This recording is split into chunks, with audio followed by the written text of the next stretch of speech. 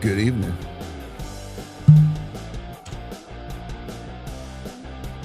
Good evening. I'm going to prove that we're drunks tonight.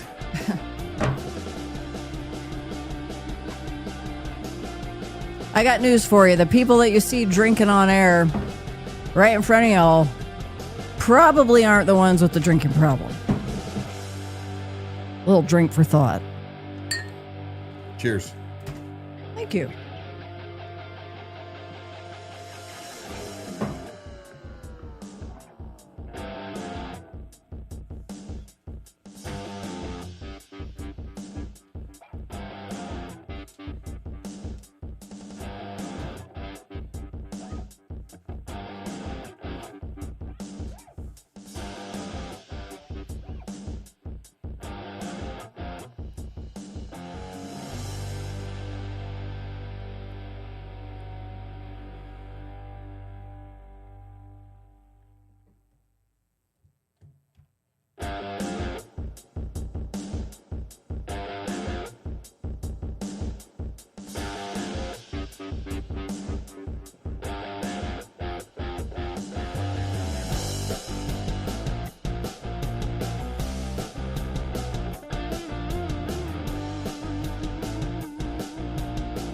In your words, that is a good batch.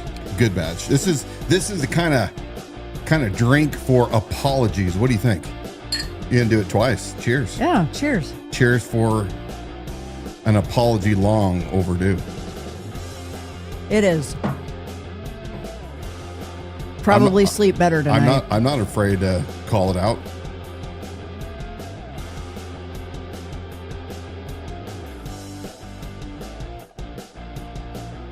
Getting a little hate, looks like, right there, huh? Already? Yeah. You're already getting hate. They're fueled by hate. Check that message out. Ouch, yeah, that's painful. Whew. I don't know if I'm going to be able to sleep now. Take it easy, guys.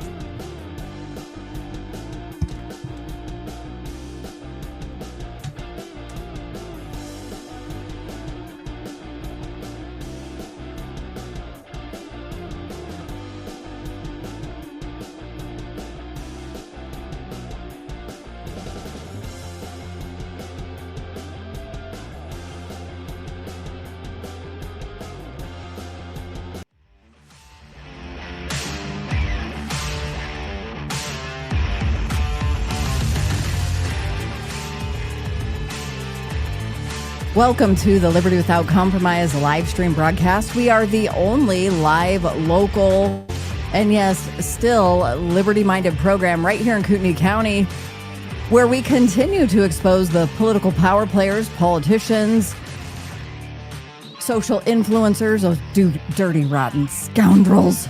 We spelled feud wrong, apparently. Political power players. Well, we transpose the E and the U to see if you catch it. Keep everybody on your toes. You know, if you put up a mistake, people are more likely to comment on it. Little social media trick. I think we actually forgot with two E's.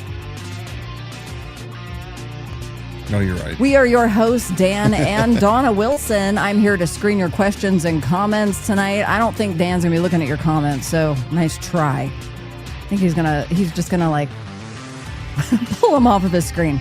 You can get involved throughout this program right there in the comments section, or leave a voicemail or send a text in real time to 208-366-4671. Again, that's 208-366-4671 if you want to chime in and would like a little bit more anonymity rather than being exposed there in the comment section. If you're watching live, be sure to click the share button on whichever platform you're watching and joining us tonight, whether it's Facebook, YouTube, X, or Instagram. Anybody listening back on our podcast, be sure to catch us live every Wednesday night at 7 p.m. And a reminder, tonight, opinions expressed are ours only, not necessarily that of any of our advertisers, sponsors, affiliates, or guests, or anyone in the comment section. Again, share this feed to your page or profile. Do it right now. Tonight on Liberty Without Compromise, we're starting out in a tough place, actually. So give me just a bit here before we get into that. We do have some other topics to cover on the program tonight. For the past week, there's been a lot said, a lot assumed, and a lot of rumors circulating. So tonight we are going to address that directly. Just sit tight, please. Then we're going to move into Coeur City Hall, where Mayor Dan Gookin loses control during a heated council meeting over the appointment of the next police chief. We covered that last week, but there's more to this. What you saw in that clip may only be part of the story. When you start looking at the timing, the relationships, and what's been happening behind the scenes, a bigger picture might start to come right into focus. So we're going to walk you through that. We're also going to be digging into the ongoing questions surrounding leadership, influence, and accountability, where politics, institutions, and personal relationships begin to overlap in ways that deserve a closer look. And then there's John Padulla, campaigning, responding, and making claims about what's been said. Tonight, we separate the rhetoric from reality and take a clear look at what Padulla is actually addressing and those things that he hasn't addressed at all. Weird. Before we wrap it up, we're going to have a little bit of fun. I don't know. Maybe it won't be fun. I don't know. Maybe it's... We saved it to the maybe end it's because serious. People may be so bored. Maybe it's serious. But a tense exchange between Sheriff Bob Norris and County Commissioner Bruce Matari, because sometimes those moments say more than, well, any kind of official statement is ever going to say. Mm-hmm. All right. Well, so thanks for joining us tonight. And again, share that live feed to your page or profile. Get involved right there in the comments section all throughout the program, or give a call or send a text. Really, if you want quick response, live response, send that text to 208-366-4671. Working my... So the main reason is I need to ask you to help us out, maybe shoot some video for us so Don and I can both be on camera, and we're going to have to address the elephant in the room, which is, this accusation that we lied to people and didn't disclose the fact that we, have this certification. And I mean, it's doing some serious damage. Yeah, I mean, I think Dan, you've been somewhat of a voice of reason. I'm really worried about it. I thought... Specifically what? Well, I mean, I thought it would maybe die down after a couple of days, but if it's definitely gained momentum, and I have more people messaging, and ones who because it's one thing when you have the detractors that have something and they're saying what they say. It might be easier to ignore it. I was already concerned even then because I don't know, I just not foreseeing that they would find that information. But when we have people who have been friends who I value their opinion and they're asking, like Brooke. Yeah. And they're asking. Brooke's in like messaging us going, hey, I hope you're going to address this. I mean, like I'm a criminal or something. Yeah. And I thought that this will blow over in a couple of days. We won't have the bigger question is, where in the hell is Fetzer getting her information? Fetzer's the one that started this whole thing, and it's like somebody's actually feeding her. I mean, she's got to be a Fed. Well, what's crazy is why now? Like the timeline of it. Yeah. And that's what's so frustrating to me, because I've had just a long ongoing where I've looked into her, and so I feel like it's severely personal. And how does she have access? She has, I mean, in order for her to have the brilliancy to have got this screenshot and do this I gotcha, I mean, she has to be severely connected to be able to do this. Yeah. So, so basically, if you can help us out, and you don't have to, and I would firmly appreciate you not disclosing this to anyone, but if you could come over tomorrow to our place up in Apple. No, I'll get another one in a second. If you could come up and help us shoot a video, because I'm going to have to do almost like a political apology for not disclosing the certifications that I have, that I probably should have done when I was railing on everybody about taking money from the government, like Brooke and Brent Reagan and Bruce Matari and Immaculate Conception and like real life $1.1 million. I mean, I've always said I'm not going to trade my dangerous liberty for a certain security. And now all these people think I'm a liar, and because, I have this certification. Yeah, I mean. So if you can come over tomorrow and, we can fill you more in, but please, keep this between us. And I really appreciate your time tonight. Yeah. So, but we'll email you more information if you'll consider doing it. Yeah, and we'll talk, I guess I don't know. I don't think it's going to be hard to sleep tonight. So, yeah. All right, thank you. All right, thank you. You didn't get the part where I was pushing the button. It was there in the beginning. I didn't see it. You absolutely turned the camera on in the beginning. Yep. Live to you from the Green Dragon Tavern yesterday, aka our personal whiskey and cigar bar. Many of you recognize that setting from when I ran for sheriff when we first had our original podcast down in that room. Now, why did we do that? That was a troll. We did this troll and it performed exactly the way we figured it would. We put out this video anonymously, Truth Walker 85, and it was immediately picked up, and within 20 minutes at the most, I was receiving texts from many of you asking, had I seen this? Where did it come from? Even my own son, working graveyard, sent it to me and said, dude, there's a mole. But the reality of it is that it was done on purpose to point out the way many of you in this community have been behaving for the past week as you spread your lies, your malicious lies, your mistruths, those things that you have claimed that I have done to this community for a long time. Many of you, and we're going to show who many of you are, have spread these lies and this malicious gossip, and in order to try to discredit and embarrass Dan Wilson. This is episode 70 of the Liberty Without Compromise broadcast. And it's funny because this went around how fast? I think by midnight, the comments were pouring in. Well, really, within 60 seconds of the video being uploaded, and then it takes a bit to render before it'll be available for play on the page. But I mean, fairly instantaneously, we had that first comment, and it was not nice. John Smith, just like Padulla's blowing over in a couple of days, along with all your excuses. Hey, John, eat my hat. Now, let's talk about the lies, and we're going to break it down painfully. You guys asked for it. We're going to spend a considerable amount of time in this first segment, 20, 30 minutes, because we want everybody to see what our local community influencers, so-called influencers, have to say about the lie and their tone, their innuendos. These are all the good Christian conservative people here in Kootenai County. Without further ado, let's start going over the lies.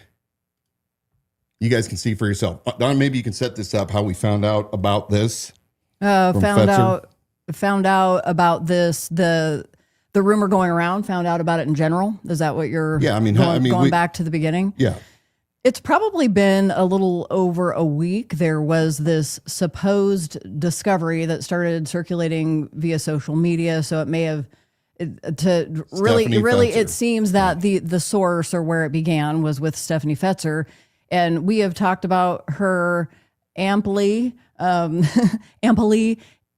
throughout over the last year or more, last year plus, couple of years now, about how she is very involved and intertwined, not only in the local political scene, and as she will claim, it's purely due to the love of politics and her community and keeping things in a conservative standpoint, but she's very intertwined with local political power players, the heavy hitters, and then also in that church or religious sphere that has been very politically influential here in Kootenai County. So many times there's Stephanie Fetzer, you'll see her in the middle of these things, these rumors when they get going. So this was yet another one of those.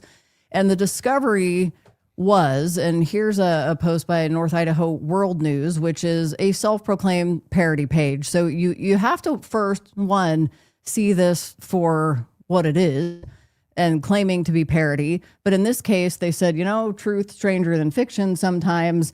And so this was circulating not only on this parody page, which was a point of origination. I think there was probably more than one point. And that quickly migrated from there to we were getting trolled in our own comment sections, and then posts made on other local groups here in Kootenai County, Coeur groups and things like that, like North Idaho Freedom But Fighters. it started with Fetzer, from our understanding. Yep. From what I can tell, Stephanie Fetzer. And so the post on North Idaho World News sums it up. This is one of them. So in jest or tongue-in-cheek, Black woman, person of color, Dan Wilson, blames the loss of the Idaho sheriff's election on racist white Christian nationalism rampant in Kootenai County. Then launches attacks on local churches. Quote, I want reparations, he added. Quote, North Idaho is racist against Black, minority, transgender, person of color-owned businesses from Spokane like me. Quote, I'm just a little Black woman trying to make it in a white man's world, end quote, he added. All of this was coming then with attachments that were from social media Google searches. The result of the Google search was showing that my companies yes have a minority status, a minority certification. So it really is. It's as simple as that. That's what was the primary building block, that it was discovered that you have this. So let me set the record straight real fast, because we're going to go into this in greater detail. Again, you asked for this. We're going to take as much time as we need to cover all your lies and to show you exactly why you're wrong. I don't have a minority status business. I do have a certification, but it ain't nothing like what is being alleged through their Google search skills. Now, I'm going to go back and say this again. Just similar to how this took off when Stephanie Fetzer and group started posting this, equally, you guys are so easy to manipulate. That troll video that we put out did exactly what we thought it would do. And you responded, Shelley Kroll, exactly the way we wanted you to. Let's go ahead and take a look at some other things that were said. Again, interesting. Dan Wilson identifies as a sheriff also. Supposed these gotcha in red. My company and my minority status. Again, more on the so-called proof that there is a company, Rockin' DW Construction. We've been around for 27 years now. That we are a minority-owned business. Now, here's an interesting comment from somebody that absolutely does not know anything. Lisa Wilson. Here's some info on what you need to claim to have a minority business, because she's got to jump right in the middle of it and act important. She's as clueless as any of them. Here's a couple of the memes, of course, ripped from our slides. Bushnell on the stand. You guys can see it. I don't need to describe it. Don Lemon and Dan Wilson explains biracial minority status, saying whites in the front, blacks in the back. Again, I don't know what's wrong with you guys here in Idaho. So many of you self-described Republicans, and your continual I don't even know what to call it other than you're making fun of people of color. Because you're insinuating that being a person of color is bad by the very advertisements and the memes that you are making. More. They think they've got these gotchas. Dan Wilson, the Idaho sheriff, talks about imposters and pastors exposing fraud and corruption on tonight's Rockin' DW Construction podcast. And again, highlighted my minority status. The look on Sheriff Dan Wilson's face when he submits a bid for another taxpayer. And then, of course, you have this comment here. I guess that's supposed to be me. Christopher Bacon, feeble-minded individuals are not classified as a minority group in the traditional sense, but they have historically faced discrimination and marginalization similar to the experience by racial and ethnic minorities. That doesn't even make sense, but whatever. You're feeble-minded. That's the joke is that your disability is your feeble-minded.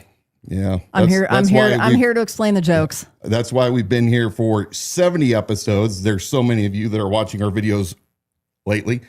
We just had a video on Dan Gookin reach over 40,000 views in just a few days. Actually, it's at 50,000. No. Outstanding. Yeah. All right. You can read some of these now because you probably see again, a little better than me. You'll say, I can't switch over this camera because I'm behind the visuals. But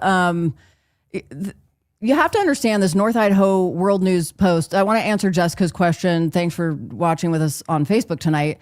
Wanted to know who is behind this parody page. Mm-hmm. Well, the kicker is you never will know. You can only suspect. You sometimes suspect by the crowd that it attracts and the people who comment on the post. But through really research of how Facebook looks and when you create these types of pages, it would have to be a government operation actually, mm-hmm. like required from Meta to garnish the information as to who. So these are perfect for people who want to create disruption in any kind of a way within a community, because you can do it and you never have to put yourself on the line by doing it. Contrast that with Dan and I, who we expose what we do and our names and faces are right behind it, and we never do these mm-hmm. behind fake profiles. Yeah, minus the troll we did last night where the videos were posted anonymously. Here we are looking at a post where Stephanie Fetzer again, because this woman thinks that if you put something in a search engine and it pops up that it's a conspiracy. We're going to talk about this letter that she found. It was a letter penned by me. Is 100% legit. Her comment is, guess he found a workaround for the diversity requirement. She goes on to say, is this how he was awarded ARPA funds through Spokane to build a warming center, DEI hire? And this is something that Stephanie Fetzer has been on for months. Well, this was all the way back to the campaign that because part of what you were calling people out for was you claim to be conservatives, and then taking government funds is the opposite of that, mm-hmm. because this is on the backs of taxpayers, and we eventually all pay the price. There is no free money from the government. So Stephanie thought taking money. Yes. Stephanie thought she found a loophole on this one. So she's resurrecting it in this post. And then more of them. We had Mary White, good old Mary White. Mary hasn't learned to shut her mouth yet. Mary White, good, well-behaved Catholic and very involved here in Republican politics. For PC. Oh, yeah. Mary White. Don't vote for Mary White, PC. She said, I thought he was the guy bragging about not taking COVID money. He was just feeding off a different trough. So Mary White, surprised, buying right into it. Joe Lasher, but wait, isn't he the one holding everyone else accountable? Ryan Skaggs, he loves to get his digs in. Rule for thee and not for he. That is, if he still identifies as a man, woman-owned business gets some nice benefits these days, or women-owned business gets good. Oh, here's my favorite. You go for it. This is Masonic Fraternal Order of Police. It used to be the president of the Lodge 43, Little Nick Franson. I think he used to be a sergeant and then got demoted, but Little Nick Franson, deputy at Cooney County Sheriff's Office, one of Bob's closest buddies. This is his mother, potty mouth Dana Lyon. And she says, and here I thought his minority was being gay. Dana is obsessed with calling people gay. In fact, we have so many screenshots. She's obsessed with sex in general. Kind of makes you wonder what's going on. And I don't know, did any of that carry over to your son? Okay, Justin, what's the next one? Justin Cottrell, he has been vocal. He's also come over onto the Idaho Sheriff page and is looking for accountability and really thinks he's ready to drive this home. This is a good one. Actually, this is a good one. I like this one, Justin. He says, how many signatures do we need to impeach a wannabe sheriff? And then Brad Cree says, let's just start the petition. So I thought that one was particularly funny because of, I'll bring that back up on the screen in a second, but getting into people's heads so much that they're willing, they're still in one breath calling you the fake self-appointed wannabe sheriff, but they're gonna recall. They're gonna recall the wannabe sheriff. Well, I didn't know Brad actually does anything other than feeds his face, because he definitely isn't doing anything to improve his health. All right, back up on the screen here. Next. All right. This is where we're going to cut off the line. So we showed you several different posts, and these were some of the tame ones because they were, I don't know, dozens and dozens deep. You guys can go find them. But this was pre the troll that we just did. So we wanted to show you what people were saying before that. And then when they think that they caught us in a vulnerable moment, that we were being forced to have to make amends and to clear the air and prove and show everybody and finally admit what hypocrites that we are, exposing everybody taking COVID PPP money while you traded your dangerous liberty for, this little certain security. Unlike some of us that just said, no, we're not taking any of the money. We're going full steam ahead. Government doesn't have the right to tell us what we can or can't do with our companies. That is proven fact for me and my company, Rockin' DW Construction. So after this troll, when people like Shelley Kroll just thought we were finally exposed, here's what your community members had to say. You're going to have to read that one if you can, please. All right, we got the... Well, you missed the other slide. Did I? Yeah, that's golden. Exposed. Drunk and guilty, according to Google, millions of dollars in taxpayer-funded government construction projects were awarded to Rockin' DW by the federal government and the city of Spokane as a minority-owned business. The federal registration that certifies minority-owned businesses only lists one name as the owner, Dan Wilson. You have no idea who filmed this. It appears to have been shot last night after a podcast as they are talking to someone on Zoom, posted last night on North Idaho Freedom Fighters. And I'll try to remember. I'm trying to remember the very first comment that came out. So I wish I had put this up here in order. But they're within 30 seconds of that quote unquote leaked video being posted. The gal, well, her name will probably show up in here somewhere. But it was like, oh, she was just giddy and said, "That's good. This is happening to the biggest pieces of in this entire county." Within 30 seconds. So just waiting like vultures over a bleeding dead body. Molly Bray. Who was this video supposed to go to? It was clearly private. Shelley Kroll. Molly Bray, not anymore. LOL. Shelley Kroll, you're right. Shelley Kroll then says to Molly Bray, "Oh, this slimeball. God only knows how many others of his type of videos exist. I try to tell my friends, you go 3 deep with any issue you ask them about, and they fall flat on their faces. I feel like Grace's mother on Will and Grace doing the, quote, 'I told you so' dance." Oh, Shelley. Oh, Shelley. That's embarrassing, man. Yeah. Okay, Don Pratt comes in middle of the conversation. Well, what happened? So Michaela Taylor says to Don Pratt. Is it Michaela or Michael? I don't know. I can't see it. Right. They registered their construction company as a minority-owned business to fraud the federal government out of money. So this is being stated as matter of fact. They have found us out. I wish I could see Michael because I thought it was Meek. I don't know. Meow. Let's go like this. Let's call it meow. I don't know. Meow. Mikhail. McCall says, Don Pratt says to McCall Taylor, oh my God, I knew he was bad news, but wow, thanks. Okay, one of my personal favorites, Shauna Lambert, who is the daughter of Shelley Kroll. Two people, again, like vultures waiting over the bleeding dead bodies of Dan and Donna Wilson. Shauna Lambert says, the truth always comes out.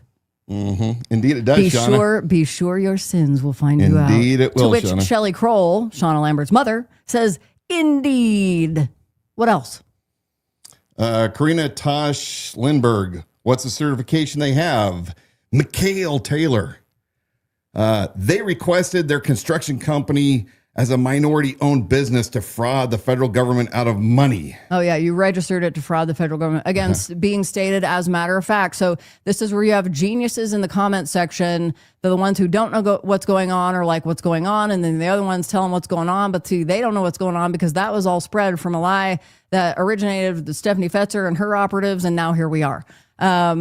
Yeah, so they say, oh, wow. Shelley Kroll, again, she is seething because she is all over the place in these comments. It was posted on by us anonymously on 2 different local groups. I wonder if Shelley had her yellow notebook pad to write notes. Was probably... Because she's like Bob Norris. They don't go anywhere without that big old pad of paper to write shit on. You're right, twin. So Shelley Kroll says, oh, this is effing sweet. It was, Shelley. And it what was else? effing sweet watching you. She gives Piero Juan. They take themselves way too serious, or they're acting whatever this is all about. I don't pay a lot of attention to people who do nothing but whine, complain, and accuse. Little accomplished. And then Shelley Kroll responds, they're not acting, they're shitting bricks. Well, Shelley, as we're watching in real time, I want to show you what I was doing, not shitting bricks. Hey Shelley, this is me shitting bricks as I watch in real time you idiots falling for our massive troll that we're doing to all of you. You guys are real fools. I'm gonna enjoy my cigar and my Macallan's 12. So, hey Shelley, thanks for making my night.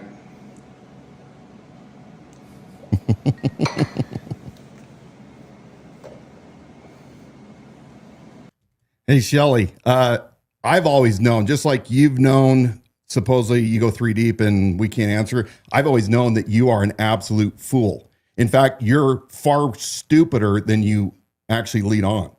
I've watched you personally when you first came to one of my first town halls at Life Coffee House. People got pissed with you because you hogged the Q&A. And we gave you answer after answer after answer. You emailed us. Thanks for clarifying things and disproving things that were being said about you, only to go back and turn again. So you're a joke. And this right here proves how easy Shelley Kroll is to manipulate. One more thing, I'll bring that back up because there's lots more to have fun with on this segment. But the question I have for Shelley Kroll also, she has been really so foul and so full of slander. And it's funny, the stuff, the copy and paste. Now, the Wilsons are nothing but lies and innuendo. And that is, you are the definition, you are the epitome of lies and innuendo. And I've told you this before. And if we weren't so strapped for time, doing all of this, I have on video, Shelley Kroll, you coming to a town hall, taking copious notes, sequestering the time of Dan, and like video proof of your note taking and him answering every question that you asked, far more than 3 deep, girl. Yeah. And he answered those questions thoughtfully, transparently. That is the reality of what happened, but you didn't like what the truth was. And from that time 2 years ago, you've gone on to do nothing but laugh and jeer and mock and get involved with the memes. And this is next level. Again, vulture over the dead bodies. My question is, I don't understand how the Coeur d'Alene Realtors Association would be real fond of your behavior in public forums and public comments in social media with the references to sexuality. gender, ethnicity, disability, and getting in to laugh right with the best of them, you should see yourself as a community leader who is above the fray when you're looking to work with community members and those who, God forbid, are looking to move into this community, looking for properties that you're hosting them in those locations. And you have no problem inserting yourself into the bottom of the barrel for this kind of fodder. What? Because you're rolling around with the bullies and somehow you're like, oh, I'm sure you guys are on the right side of history, which we are proving here tonight. Like Dan said, you're nothing but gullible. You were so blinded by your hatred and bias that you were ready to bite anything, even when you watch it back. We intentionally put tells and mistakes in that video just to, like, you know what, we want to skate on an edge, but also, like, for anybody really, really paying attention, come on. And so those tells are there. Yes, some of you, rightly so, did pick up on that. But those of you who were the most bloodthirsty were so bent on looking for anything that you that readily believed. Come on, let's expose more. Let's expose go. more. Let's go. Bobby Camp, what goes around comes around. Michael Towan, it's Jason Bourne of Candlelight, the wannabe security head. Karma, what goes around comes around, question mark. Stephanie Fetzer, I'm a Fed. Turns out I'm just really good at Google. No, Stephanie, you actually aren't. You actually are not even good at Google. Colby Clark, don't worry, we'll keep it just between us. That was funny. That one, I love that Colby, one. that you might that one does come out on top. I'm all for that one, Colby. Did you just hit it forward again? I did. Oh, I wasn't supposed to. I already we both up. did at the same time. Stephanie Fetzer again. Can't just be a good researcher. Oh, this is Stephanie or Shelley Kroll. There has got to be more. LOO. Let them underestimate you. That'll be fun. Yeah, we didn't underestimate. We actually expose how stupid Stephanie Fetzer is as well. And she'll say she wasn't fooled by this at all. She just was getting in a bit of the fun exchange and watching from the sidelines, but she wasn't fooled one bit. One way or the other, Stephanie, these are the people that you roll with daily. Including Dan Gookin, including Mayor Dan Gookin. This is your choice of who you choose to surround yourself with, and it is absolutely pathetic. Shelley Kroll, Hannah Bernhard. Oh, come on. Maybe Dan's just a tranny. Oh, yeah. Cool. That's funny coming from Beetlejuice. Yeah. Here's a good one from Charlotte Haas, who actually has some cells that work in her brain. Stephanie Fetzer, did you check the Washington website that shows a business entity is how a business entity is registered? Sorry, can't remember the government office that info is listed with. Aaron Barnard. She went and looked. This would then seem to indicate that Aaron Barnard went and looked once, what's her name? Charlene Haas was actually smart enough to ask that question. So Aaron Barnard, in all her infinite wisdom, finds this. Minority and disadvantaged. Again, 100% lies. Leslie Cole. I'm disappointed in Leslie Cole. Leslie and Fred Cole go to the altar church. They were one-time supporters, but they have disengaged their brains. Leslie especially, she just repeats the mantra of the local KCRCC and the altar, and she's so thankful to Stephanie for exposing it. And we talked with Leslie so many times. I will never waste another minute talking with her because it goes right in one ear and out the other. She claims that she gets it and that she finally sees the light. She just goes back to the same stupid ways. All right. What else here? Eileen Hicks. Or Aileen. Aileen. Yeah. Never trust him for 1 minute. Try to warn people. A public apology will mean nothing coming from him. I'm going to respond real fast to a comment from a viewer there on Facebook, Brad Pew. Is there anyone in this county that you agree with or even like? But yes, Brad, there is. But also the whole purpose of this program is to expose corruption in Kootenai County. So as Dan has said so eloquently in the past, if you don't like it, you can tune off. No, I would say pound sand. Oh, well, that too. I like when you say tune off. Tune off. Tune off. Next. All right. You already did Aileen Hicks. Did you say... Aileen Hicks. I hope he has to pay back every penny. Again, just buying off, just going with they're all running off the edge of the cliff together. Sharon Morris Lewis. Oh, so you're blaming the person who caught you? You committed fraud. How are you a minority?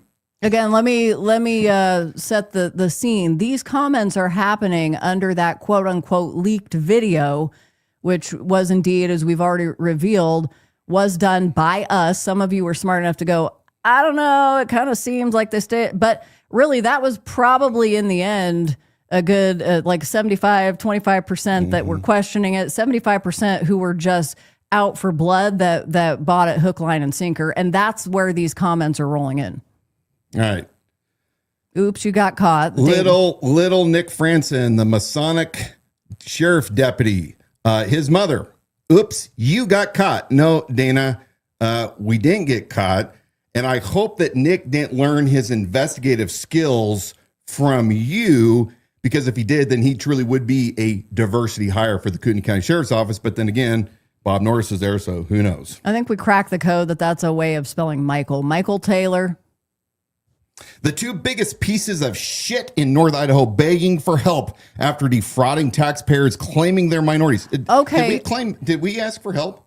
Well, they don't see now we're just playing the telephone game where people are they're embellishing and adding to this. And then again, telling us we're nothing but lies and innuendo, but these same people have no problem. And that comment right there reminds me that it was Michael Taylor, I believe with 99% certainty, was the very first comment on this quote unquote leaked video over on North Idaho Freedom Fighters, like was out for blood, could not wait, because called us the biggest pieces of shit in a, slightly rephrased on both of these groups where that video was posted. Hey, who's the moderator over at North Idaho Freedom Fighters? Amy McCamey? I think she is one of them. I don't know who the others are. I wonder who, when you posted that, I wonder who approved it. Yeah, that is an interesting note, because when I posted that video, I did it under an anonymous profile, and it doesn't automatically go on the timeline of North Idaho Freedom Fighters. That post has to be approved by an admin, which also from the time it was uploaded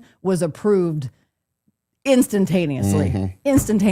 So it kind of makes you feel like one of the admins on that page is like, here we go. McJosie says, yeah, because lying is wrong, you idiots. And then says, also, this is black wife, ? Because I'm wildly confused about that. Then Shelly Kroll.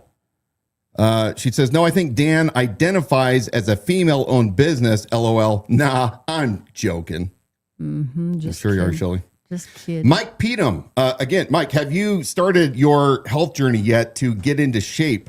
I'm really worried about you and your excessive obeseness as a volunteer firefighter. Mike, who runs North Idaho News, says you reap what you sow. Shelly Kroll. Oh, the irony. Yeah, Shelly. Oh, the irony. Jordan Borg, disappointed but not surprised. Brooke Jenna Lewis Seamers. Things just die down and blow over? ? You're reaping what you sow. I didn't know we're sowing. Sads these poor little guys. Dana Lyons. Oops, we got caught. Becky Dean. Fake. This is totally straight stage. Grow up, Wilsons. They are terrible actors. I take offense to that, Becky. I mean, I thought my performance was at least as good as what's on ACN. Well, as it CM or what is it? American Movie Channel. AMC. There you go. Oh, yeah. Well, and we did get an award.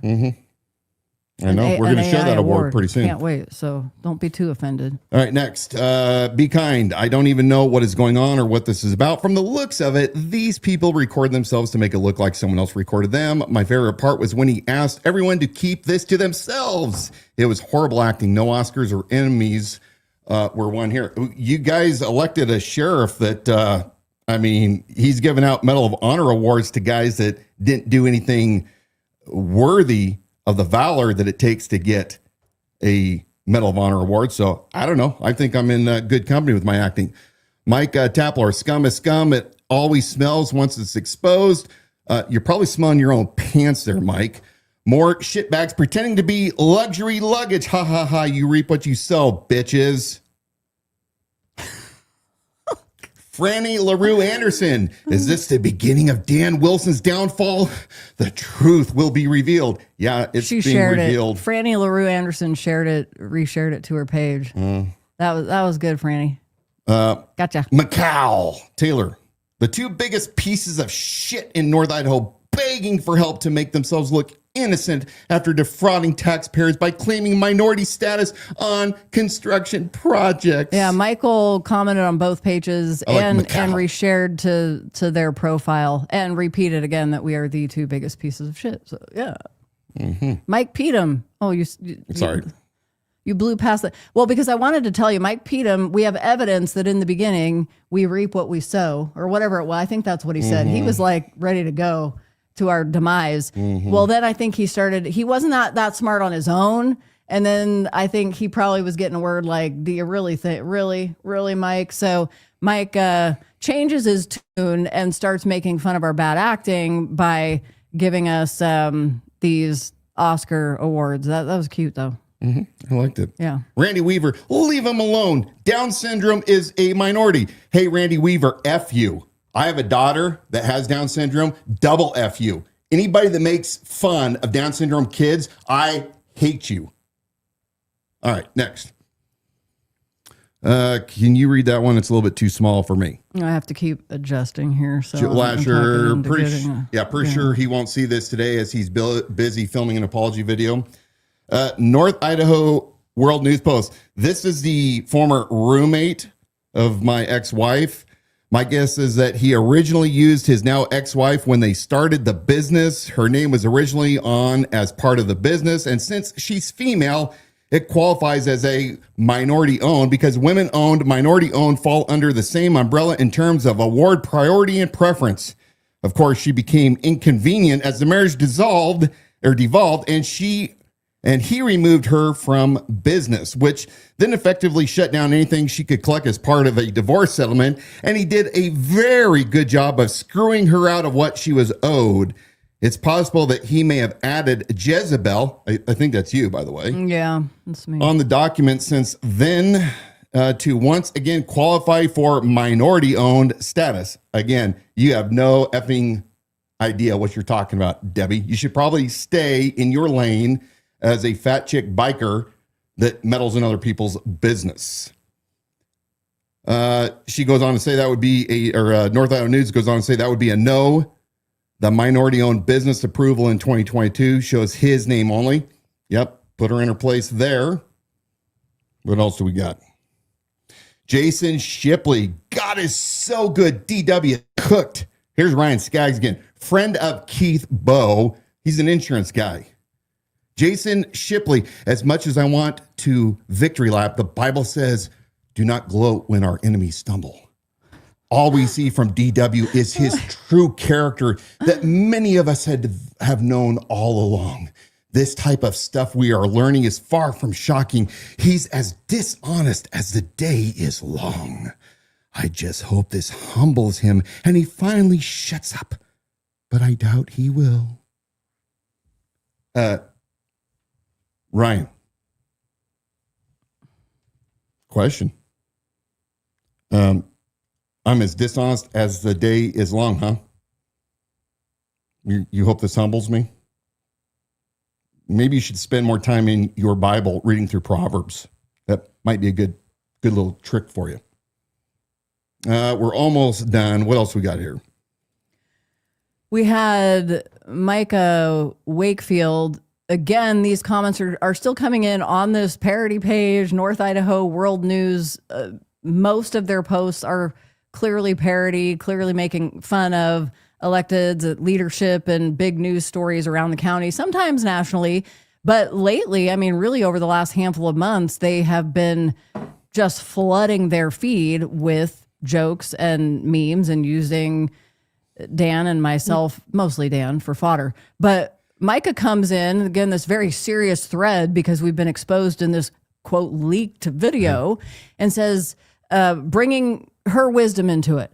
Yeah, it can be a crime, primarily if the false claim is used to obtain government contracts, certifications, set-asides, loans, grants, or other benefits reserved for minority-owned businesses. disadvantaged business enterprises, or similar programs like the SBA's program. Simply labeling your business as a minority owned in casual marketing without seeking those benefits is generally not a federal crime on its own, but it risks civil liability, fraud claims, or state level issues if it involves deception for financial gain. So again, She Googled that. Most definitely a Google, but making these giant leaps to that you're defrauding. I've defrauded the agency that does special certification, that I've defrauded taxpayers, that I've defrauded the federal government, that I'm a liar. Yeah. Okay, we're almost done. What else? Bruce McKay, he actually, this account, Bruce McKay, if that's your real name or a burner profile, but actually just started following the Liberty Without Compromise Facebook page. I believe he had followed the Idaho sheriff, probably been blocked because they say, I'm just asking him simple questions and he blocks me. Well, this account right here is famous for these sorts of comments. A trans male Pocahontas, perhaps? Again, making fun of sexuality and, yeah. Dara Marie says, surprised they didn't drag men of God into the conversation somehow. Oh, we've definitely gotten that name because again, we're here to call out fraud and corruption or cover up of abuse. That is why we're here. It can start to feel heavy and negative. We get it, and those are men of God. Here's the legalist. Men of God. Here's the legalist. So-called. I don't know what her belief is. Yuck! Cigars and alcohol. Excuse me a second. How can a person make sound decisions or have a good reputation while actively using? You're using. So this is with the same terminology as being drug addicted or you're using. At least I don't take money from the federal government. All right, there's one more comment on here. I'm going to let you highlight this one. Lisa Wilson, again, such a brilliant person. Now you understand why I'm where I'm at right now. Look into the tribal. He's claiming he's part Indian. Where is that, Lisa? Where is this claim that I'm part Indian? Again, the stupidity abounds. Last one. Patrick Russell. They should put all his contracts with Spokane. They should pull all his contracts with Spokane. He's a liar. Go ahead and read Nicole. Nicole Easterday says, I want to share this on his page. He was calling me stupid in the comments, and I'd like to know what he thinks about this. Nicole, I still think you're stupid. All right. Bryce Fuller. His soulmate is at Rachel Dolezal. Dude got PPP loan energy all day, moron. Again, you're not going to find my name on any federal or state give out. I never have taken one dime in any capacity from the government. Bruce McKay, this account again shows up, had been blocked from the Idaho sheriff page. There is a reason because it is relentless. It is not heady or intellectual kind of discussion or honest questions. That's never what it is. Bruce McKay. The wannabe sheriff with no law enforcement experience will now play the victim of a, quote, racially motivated attack with a laughing emoji. North Idaho World News, like Jesse Smollett. And then your last one there. It's no shocker. Isn't this it is from, Smollett? Yeah, whatever. I don't know his name. Jim Bobrick. It's no shocker. This happens all the time. It's just they are the ones who got caught and exposed. Our own gov does this themselves with contracts in other countries. The same with contractors paying behind the scenes to get job awards. Okay. So that I want to let you know there is a ton more where people were eating this up. People who hate and cannot stand the Wilsons were eating this up. I had to stop taking screenshots at some point because they were still happening up until the moment we don't give live. A shit that people don't like us. It's the hypocrisy of these goons in this county. You want to rally against the so-called left. You want to sit there and pretend that you guys are above doing what the far left activists do, and yet you do the same damn thing, except you identify as the right. Let's talk about identifying as something. You guys identify as culturally conservative patriots, and you're nothing even close to it. You're just ideologues. You're just boys and girls that want to be part of the big boy and girl club. So you align with people That's how you make your tribal connections. And then it doesn't matter. None of you are truth seekers. You say you are. In fact, you prove how stupid you are because none of you, not a one of you, was smart enough to go and figure out what I'm going to show you. You could have done yourself, Stephanie, but your Google skills are so poor, or you're that lazy, or let's call it what it really is. You wanted to lie and smear. Shelley Kroll wanted to lie and smear. P-Tune, same thing. All of the same actors. Shauna Lambert. And why does this matter? Because for 2 years, all of you same idiots have come after me for daring to expose the corruption and the fraud in this county. And I bring receipts. I bring the records request. I bring it to all of you and provide it. None of you provided anything other than screenshots from Google search engines. Now, I'm going to show you how easy, because I'm going to address what it is that I do have that triggered all of this. You going to pull that slide up? Oh, I think there was. No, there's one last one. I didn't know. I didn't want to interrupt your train of thought. And I actually want to bring this up. Okay. So you see under here, certified firms, March 22nd, certification, minority women, business enterprise, certified description consulting firm for African-American contractors, business name Rockin' DW. I'm the most corrupt son of a bitch in Kootenai County with Dan and Donna Wilson. I don't understand why, again, those of you who claim that you're followers of Christ, claim that you are conservatives, why it is that you use black people so much for your parody. Why are you doing blackface? Why are you making fun of people of color? Because that's exactly what you're doing. You're bringing in people's race in order to try to smear a guy, and you didn't even have your facts correct. That is disgusting, and you fit every stereotype of North Idaho that isn't true, but by your own mouth. You guys are part parcel of this. And I didn't see anybody ever come on and go, you know what, this isn't cool. As followers of Christ, we shouldn't be doing this. Nope. Yeah, not Shelley Kroll, not Stephanie Fetzer, Candlelight Christian Church under the leadership of Pastor Paul Van Oy, not Aaron Barnard, Candlelight Christian Church under the leadership of Pastor Paul Van Oy. In fact, we have screenshots of Pastor Paul Van Oy defending Aaron Barnard and Stephanie Fetzer for these behaviors that they do. Mm-hmm. He plays dumb. He plays dumb and keeps blinders on because he doesn't see maybe the exact comments, but he has been, Paul Van Oy has been presented with screenshots of exactly the vile things coming out of the mouths of Aaron Barnard, her husband, Lucky, or whatever Christopher Barnard, Fassner.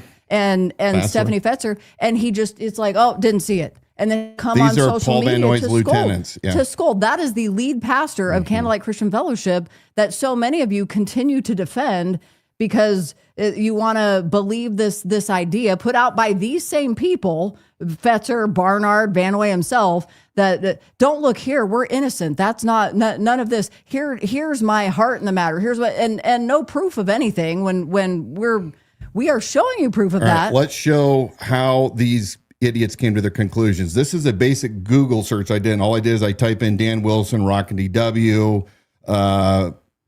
federal contracts. This is the me. I want to say for those of you who've been hanging on to say, okay, Wilson, are you going to tell us you're part Native American or what? That this is where we're going, okay, here's what they did. Here's how they came to their conclusions. And then we are getting to the meat of this where you are going to 100% understand with proof the reality. Okay, go. So many of the screenshots that were used were like this, and they have .com addresses. And all they are aggregated sites. So they're going to aggregate all sorts of things. Like if you go to search somebody's name and you see their phone number pop up and you click on the link and you can never actually find the person or the phone number that you're looking for, it just aggregates data. It's not accurate.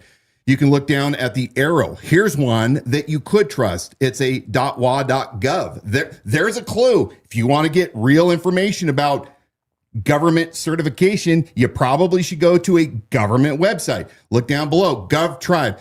Lisa Wilson is so stupid that she literally said, I'm claiming what? Indian status? Yeah. Her words, native status, because she saw that somebody put a screenshot of GovTribe. That's a It's a group that keeps track of contractors, but it's not an official .gov website. And dumber than that, you have people, the other foot soldiers, who they don't even go and do simple Google searches. And even though their screenshots would be inaccurate for the reasons Dan just explained, that you've got people who are, again, foot soldiers who are taking screenshots from somebody else and then further spreading the lie. Brick Miller.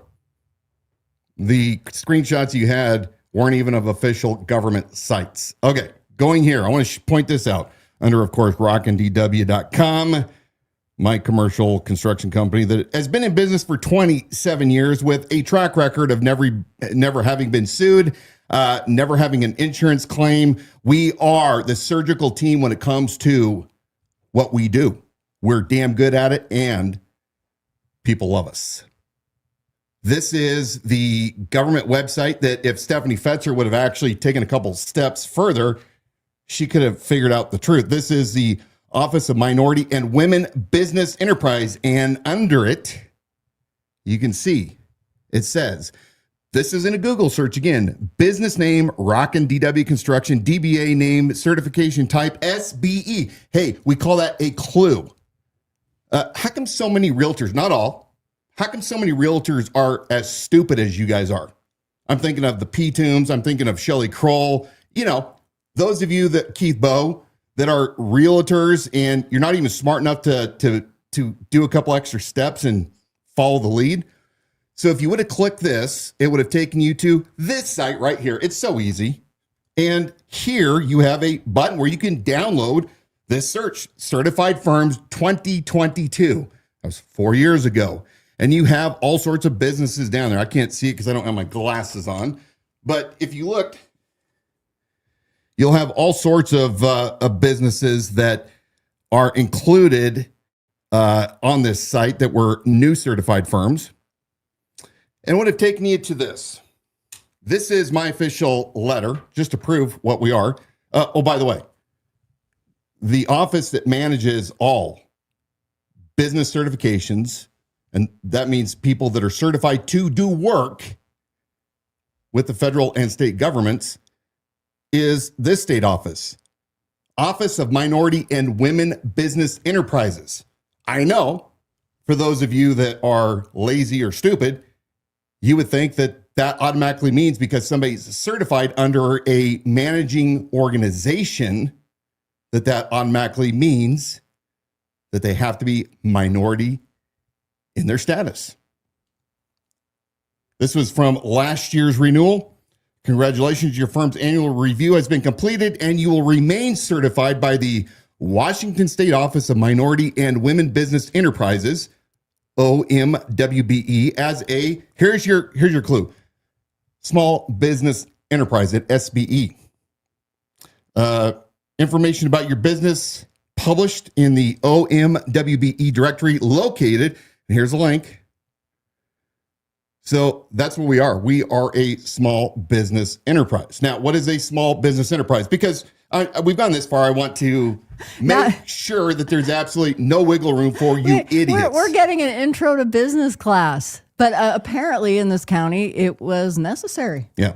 Washington State Office of Minority and Women's Business Enterprise, or OMWOB, is the state entity who certifies and manages all certifications. Small business enterprise started around 2000 with the Small Business Administration, signed into law in 1953.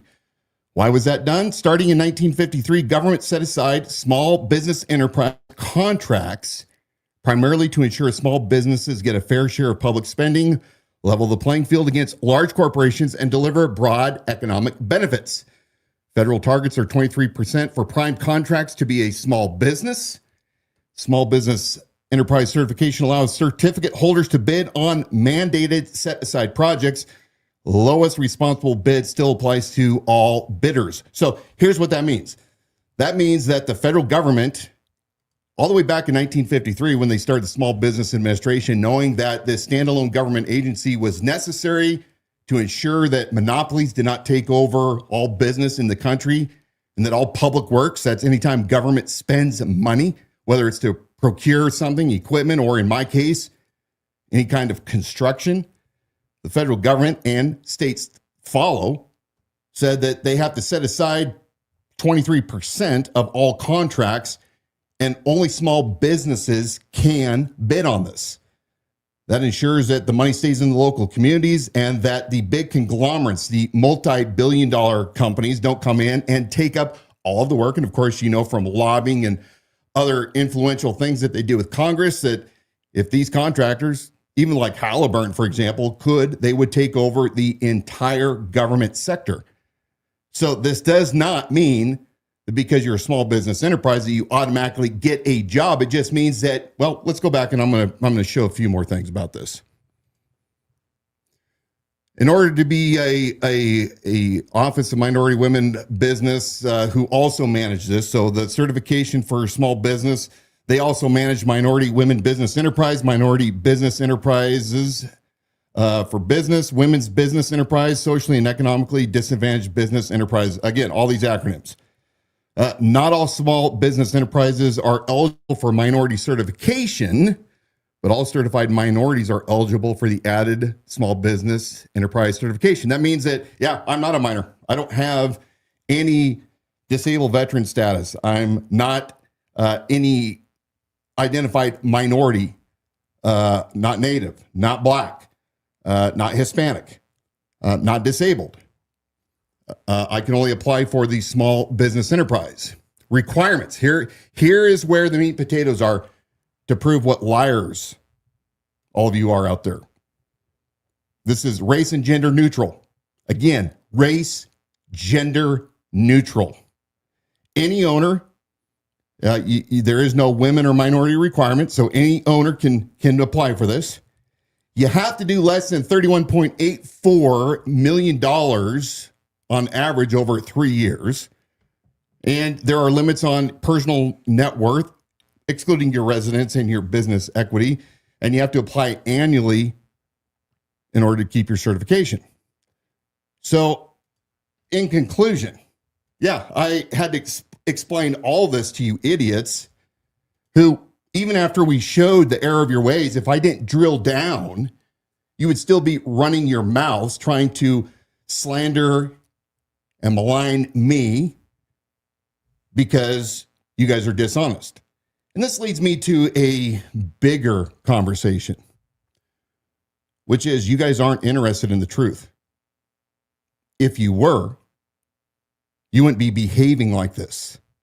For the last 2 years, you have come after me and Donna as being deceitful, liars, spreaders of disinformation, but not a one of you guys provided any kind of documentation to back up your gross defamatory. I'm going to say it's defamatory. It's probably a clue for some of you that have been running your mouths online claiming that I defrauded the federal government, as if there isn't a certification application process. Our process took approximately 6 months. And oh, by the way, Stephanie Fetzer, in all of her brilliancy, when she did her Google search and came up with a letter from 2019 that supposedly proved that I bypassed, well, let me explain. The letter was specifically, I got a contract with a national organization. I got another master contract, IDIQ, and part of their requirements as being their general contractor, I had to hit goals of diversity of a roughly less than 20% of every dollar spent had to go towards diverse contractors. So yes, we put out a request through all sorts of media. It's still floating out there apparently, to request that if you are a minority or you have this disability certification, disabled vets, whatever, and you're able to take on projects that we work on, that we would hire you. So it has nothing to do, even though Stephanie made this leap from 2019 to 2022. And it is true. Before the certification, I still did work with local governments. They aren't any way connected to the work that I do as a small business enterprise, completely different silos, so to speak. But none of you guys brought any kind of proof other than your Google shots and your innuendo. And if we control you in the very beginning, like we did, and it was so easy to do, Shelley, to get you guys to buy off on something we wanted you to believe. It's very simple. How much easier is it for Paul Van Noy, Tim Remington, John Padulla, Jim Putman, Bob Norris, Bruce Matari, Brent Reagan, and all these others that we have been up against and calling out for 2 years, showing you the actual documentations. Why is there no helicopter? Because of the documentations that Dan Wilson provided. You guys don't even understand that you're being manipulated and lied to and conned by these men that I just named. You're simpletons. You hate the messenger so much that you're willing to abide with no truth than to accept the truth, no matter how painful that is, and to do something about the truth that we are showing you. That's about enough of what I had there. You deserve every last minute of the hour and 11 minutes that we spent going over the ridiculousness of you idiots. And now here's my challenge to you. My challenge is, in the future, when you see these rumors running rampant, who is going to have the courage to challenge these, to look into it, and to start being truth bearers? But we have many more of your names, and we're going to bring this up every single time, Shelley Kroll, you run your big fat mouth. Stephanie Fetzer, when you run your big fat mouth. Debbie Holscher, when you run your big fat mouths. Ryan Skaggs, you're going to be reminded with links so the world can see what pathetic, lying fools you really are. And with that, I know that we have always worked so diligently to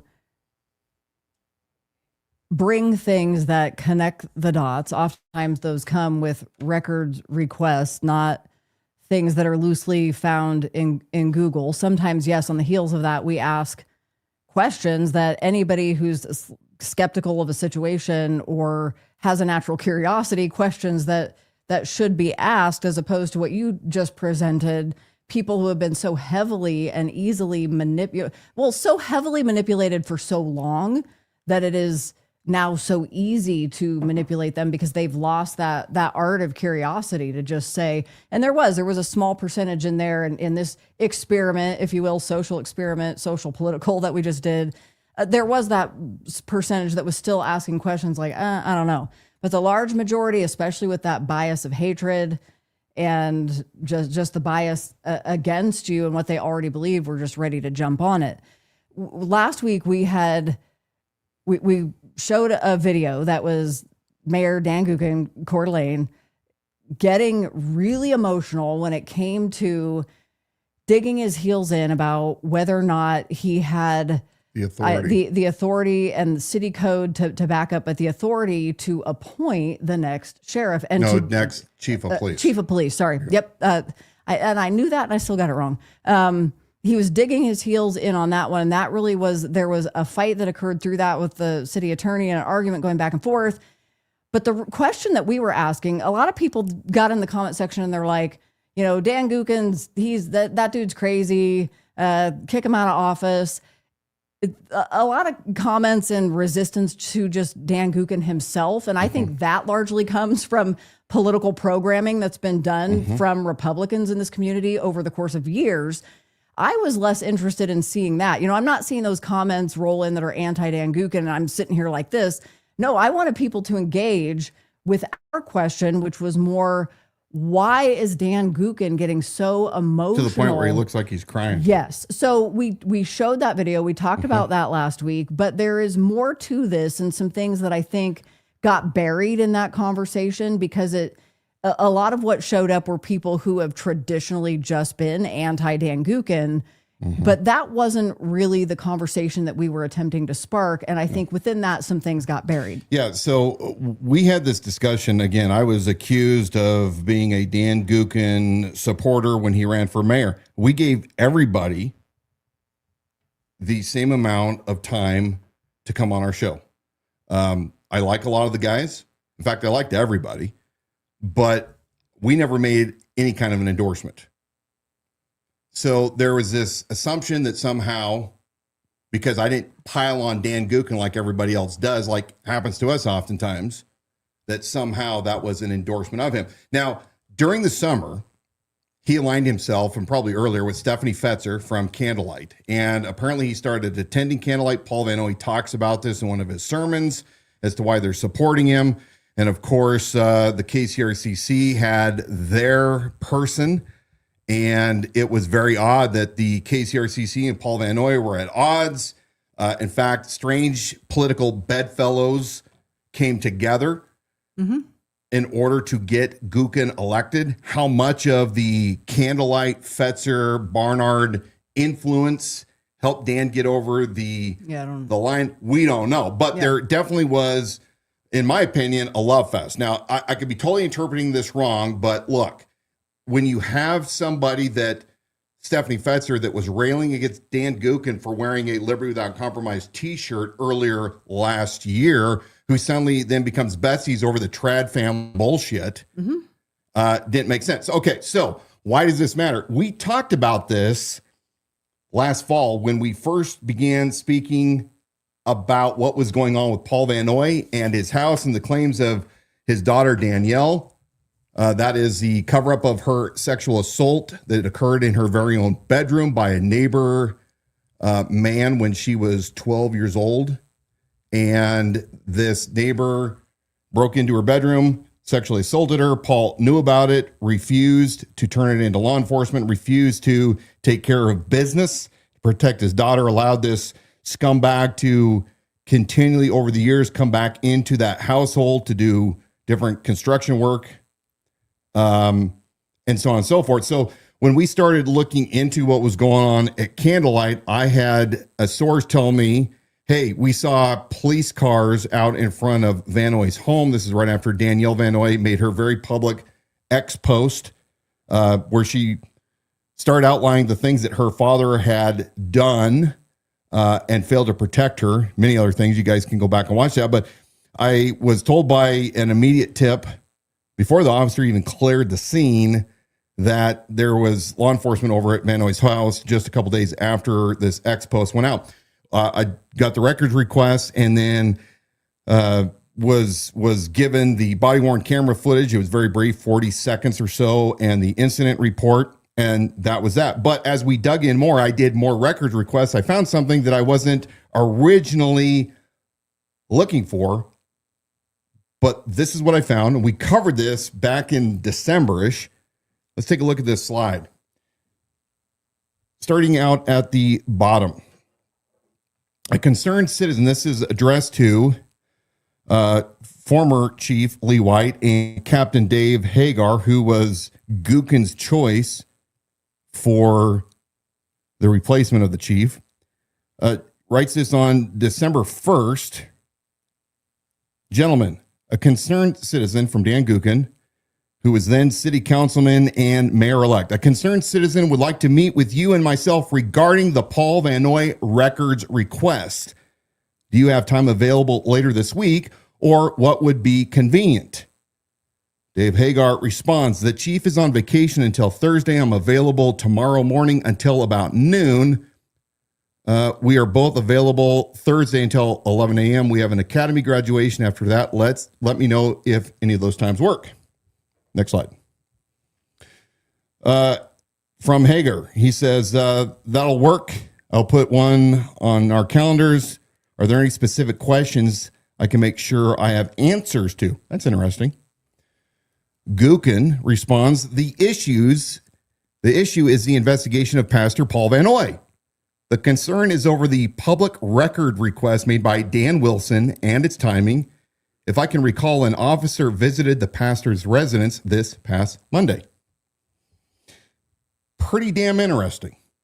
Again, you can make all sorts of assumptions, but I'm really curious as to why Dan Gookin felt it was so necessary to bother a busy captain and an outgoing chief who was weeks away from punching out for good, where a concerned citizen had to actually meet and ask about my records request. I reached out to Dan Gookin before I went public with this, and I asked him, and he just said, "Oh, it was just a concerned citizen," and I'm paraphrasing it, but he basically blew it off as no big deal. And it could be, but I'm going to tell you, every one of my records requests have always been done online. And if I have a question for the records division or the administration that oversees what records are released, it's as simple as here's an email. But Dan Gookin is very interested in the investigation of Paul Van Noy at Candlelight. At the time that all these accusations were coming out, and didn't name who the concerned citizen was, but he felt it was important enough to meet with the chief. You have an incoming mayor who is getting ready to take over the reins and appoint a new chief. And so I merely asked this over the first part of the week as I put that rant of Dan Gookin when he was so incredibly, oddly emotional, over the top emotional about Dave Hagar not getting the pick. And then I remembered these emails and I wanted to know what possibly could Dan Gookin be really worried about losing if Hagar's not here anymore. Again, just for the record, complete speculation. But this is what we do is we bring records and then we ask questions that these elected officials, Dan Gookin, you can clear all this up by proving to us who you took there that day, proving what was spoken about and why. Let's take a look at this next slide because this is also of interest. You're going to see a familiar face here, so to speak. November 26th. This was to Captain Hager from Natalie Moss, who works with the police department. Excuse me. It's from Janelle Dolan, and it's to Hagar and a couple other Coeur d'Alene police representatives. She states, Dan Wilson specifically requested the body cam from 11/22/25 through 24 at the home address. That one was a patrol follow-up. They give the incident number. That's the only one that has been released at this time, and it has nothing of any value in it.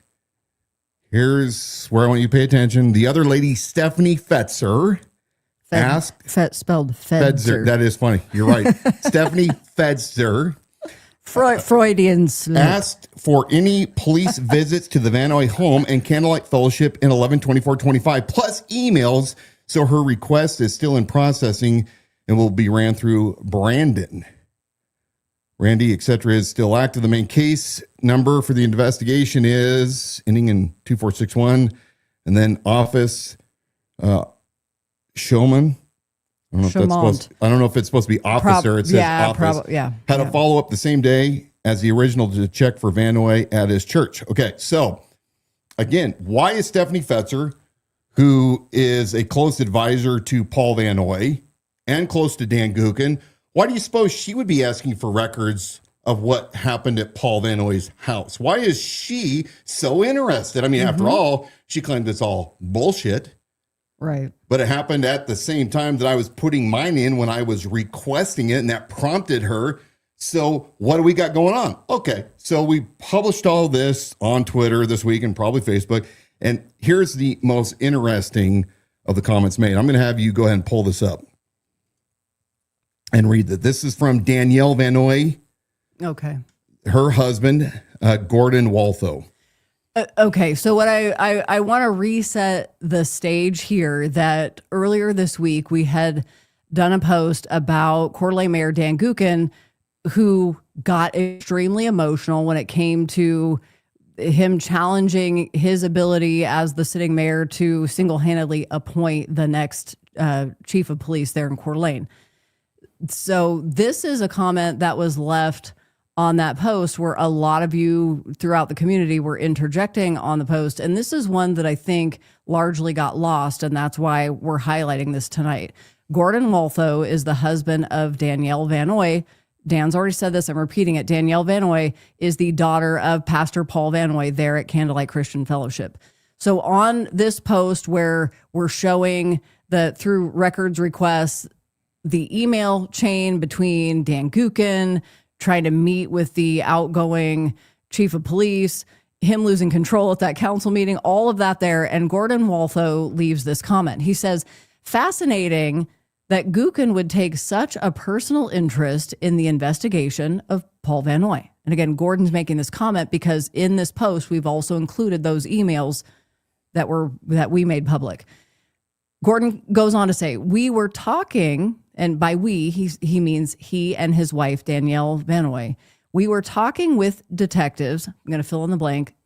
The detectives he's referring to are at Coeur Police Department. We were talking with the detective regarding Paul pretty consistently until all of a sudden they went dark.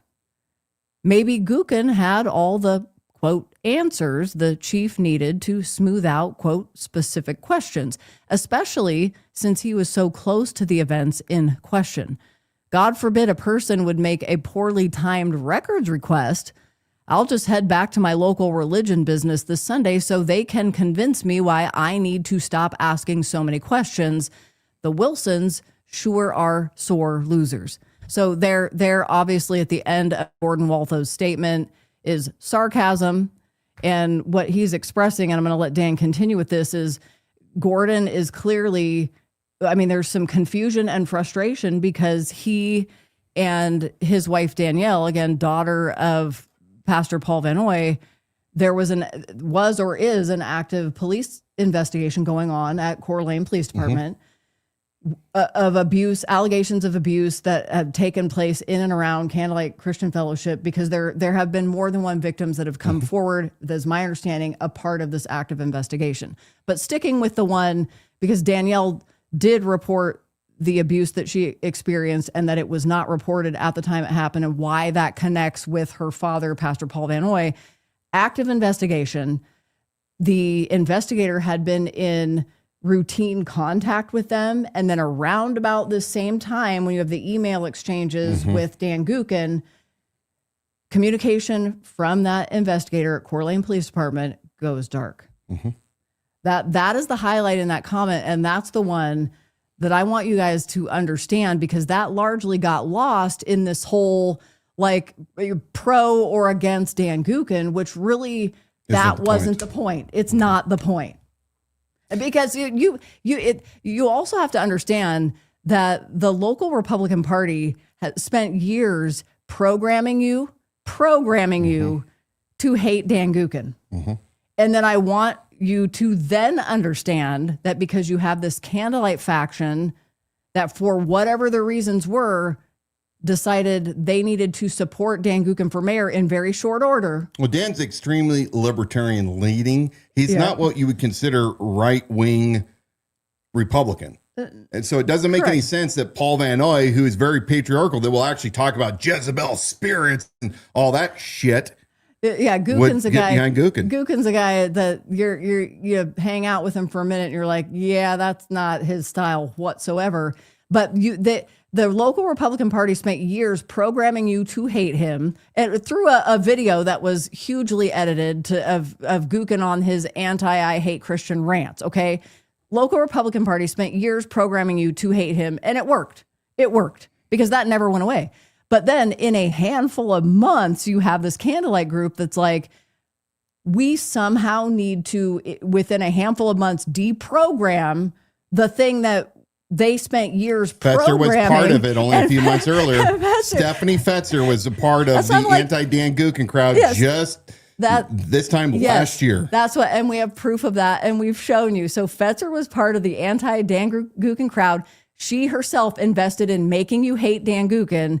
And then a handful of months later, we have to deprogram that. And I'm going to get into some really colorful storytelling as to why I don't know. My heart is just open. I don't have all the answers for you, but I just know that Dan Gookin is coming to church. He's seeking something, and he's sitting here next to my family and I understand what some might say. You know, that's Stephanie Fetzer 100%. She loves it. The People same laugh Stephanie at Fetzer that was promoting the false narrative that I was a minority-owned business fraudulently. Same one. Weird. So then you have this crowd, this Aaron Barnard, Kootenai County Spectator, Stephanie Fetzer, associated with Candlelight Church, and all these other like weird trad fam, like all these other movements, Charlie Kirk. and Paul Vanoy, they're all now moving in unison together to where they had to reluctantly endorse Dan Gookin for Coeur d'Alene mayor. And as Dan said, who knows? I don't know if that helped get him over the finish line or it was meant to be regardless. Same I Stephanie don't know. Fetzer that allowed her daughters to be photographed against a registered known sex offender that's running around with the youth group at Candlelight. Yes. And Mike Towan. Yeah. Hey, Mike Towan, Mr. Jason Bourne of Kootenai County Security, you fool, you idiot. Yeah. What are you doing about the sex offenders that are running around your youth group? End of rant. Go ahead. Mm-hmm. No, I was going to say you have photograph Stephanie Fetzer's daughters who, if you even dare mention them, she's going to say, oh, now you're doxing my family and how dare you bring kids into this. But there is photographic evidence her daughters are next to a roaming registered sex offender, known sex offender. That's known by the youth pastor. Those photos are being sent Jeff to us. Newfield knows that he's a registered sex offender. Yeah, and out of respect to the situation, I mean, I blob out their faces because I already know what Fetzer's going to do. The entire message will get lost. Like, okay, the point is we're now showing your adult children who you protected, but you're going to make the point about that instead of how are you as moms not incensed that you have these known registered sex offenders roaming around Candlelight and they're like adjunct ministries. You mean Paul on video being caught saying that he knows about sex offenders that are running around that nobody knows about at Candlelight? Okay, yeah. Let's keep going on. So here's the question. Dan Gookin, Mayor Gookin, if you want to clear this up, if you want to come on this show and clear up what we're talking about, where we're going down this trail going, something doesn't look right, by all means, you know how to get a hold of me. Let me know. I would ask you to bring all of your documentation.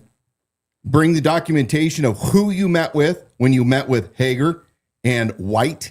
Exactly what was discussed. Bring us something tangible that we can see is real and not made up. Explain to us why you're so interested in the Paul Vanoy issue at the same time that Stephanie Fetzer, one of Vanoy's lieutenants, is also digging in. And then explain why Gordon, in his claim that the communication with Coeur d'Alene police detectives went cold about the same time that you started inquiring about the investigation. If you want to clear this up, we're all about truth, then bring your proof, show your proof, like Bob Norris would say, and let's get it on. Let's expose it to the light. Now, I know there's some of you that have texted me and say, well, I've got this evidence coming. It's going to explain why Dan's at odds with the city council. Okay, cool. That doesn't mean that it negates or cancels out these other things that we've brought up. So it's up to you, Mayor Gookin. Oh, by the way, last thing.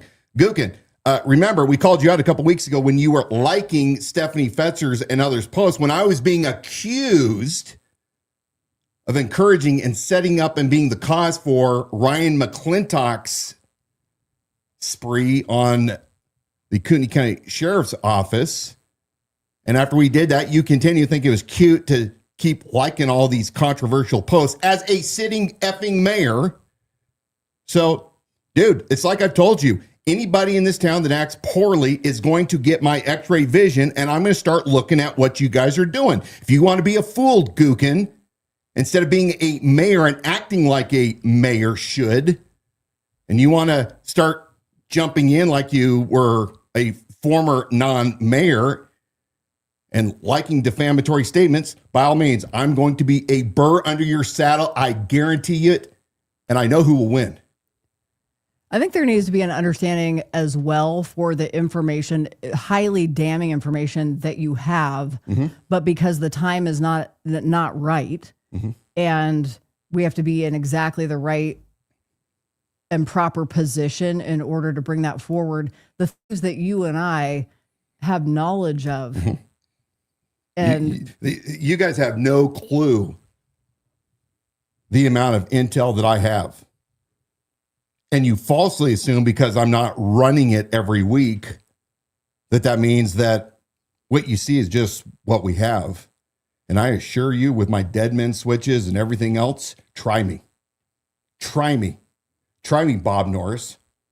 Try me, Bruce Matari, P-Tomb, Surplus. Try me. Now, let's talk about the man who, the former sex addict, reoccurring drug addict Using women. that allows his children to be sexually assaulted under his care recently and wants to be our newest county commissioner. Somebody wisely brought up the point that I should probably give you guys out there a rundown on what a county commissioner is. I'm going to break it down real simply, but a county commissioner is, in essence, think of it like Congress. They control the purse, the budget. They control what is spent on what. They make ordinances and they manage the county. The county commissioners oversee a very large, over $150 million budget, where the sheriff's office takes up the majority of that budget.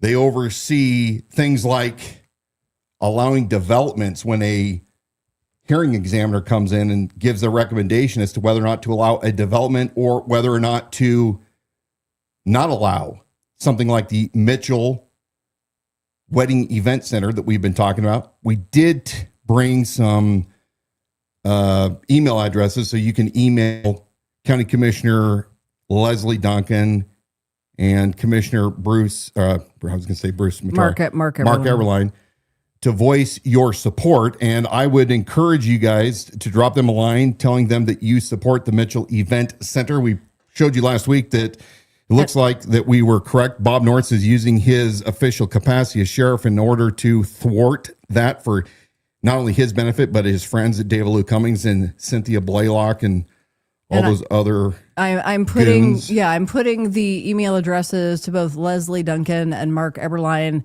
right there in the comment section so that you can email them directly regarding this issue with the Mitchell Event Center. But here's why. You have to have people of integrity that have a lot of life experience in multiple disciplines, if you will, and that can truly stand up for the morals that it takes to run as a representative of roughly 1/3 of the county. We're about 180,000 people. So Padulla has been the focus of my attention for past several weeks. And last week I put out a challenge to Padulla. And if we got that video, let's go ahead and play what I said last week when we were talking about John. Let's play clip number 2, please. Put up or shut up. Put up or shut up. Show me where any of these claims, these things that I brought receipts for and heard firsthand witnesses that talked about Mason. In fact, do we have those videos of Mason? I want to show real quick before you get into yours. I want to show you Mason Poole that was with John Padulla's wife, as has been stated by now multiple people. Let's go ahead and play it. My name's Mason. I'm just looking for somebody to talk to. Hit me up. I mean, you could always end up with guys like this. But if you hit me up, I promise I'll change your life. Mm-hmm. Hey, what's up? This was posted just fairly recently. And I'll conclude before I turn this back over to you, because I can't wait to hear what you have to say, is I checked on his DOC status, and it appears that he right now is considered to be a fugitive. Hasn't been checking in with his probation officer. So, again, Padulla, you're the one that put yourself out here. You're the ones that wanted to tell everyone you'd slept with almost 1,000 women, and we're talking about the sexual dysfunction that's in your life and all the other problems that you're bringing potentially into the county because of your past actions. Prove me wrong. And don't call me a liar or Elsa and Dan or Watchmen liars anymore if you yourself can't provide the proof of these so said lies. Okay, go ahead. That was a week ago. I put that challenge out to Padulla. And Padulla did respond, although his response was extremely lackluster. I think that he may have actually taken that response down. It looks like he did. I don't think we could find it. Yeah, it was. So somebody had asked him a pointed question underneath one of his posts on social media, and I think you'll see, according to him, was happy to answer it, but it seems that he thought better of it because his answer had. It was a poor. We're going to go over this. Yeah. Let's recap. I have continually challenged Padulla whether or not he relapsed into drugs a few short years ago when his wife, Amanda, was giving, close your ears if you're sensitive, oral sex to one of the residents of Set Apart Ministries in his home. There's one. What was the instance where his children were sexually assaulted by a male resident that was convicted and sent to prison while under John's care? There was no separation between where these residents, these convicts largely, and drug addicts, live at his home and where they sleep and live and where his family lives. We asked about Padulla claiming in a podcast a couple of years ago that he had slept with almost 1,000 women, that he had used women, sometimes multiple at once, that he was a career criminal, 6, I think, felonies. In fact, the Masonic Police Officers Association here in Cooney County 2 years ago said he was too dangerous. They gave a whole host of reasons. Now all of a sudden, Bob Norris is behind him and they've reversed course. I wanted him to explain that. I asked him to explain the $4,000 that he illegally received in his 2024 campaign and can't produce any returns with the Secretary of State that he returned those $4,000.